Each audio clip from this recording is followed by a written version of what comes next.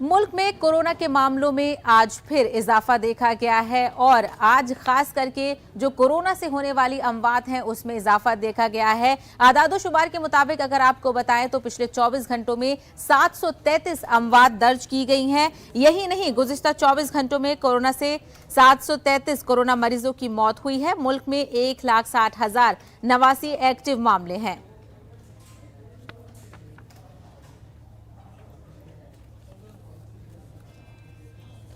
फिर से देश में कोविड के चौंकाने वाले आंकड़े सामने आए हैं। पिछले 24 घंटे में कोविड के 16,000 के लमसम नए केस आए हैं, तो वहीं 733 लोगों की कोरोना से मौत हो गई है।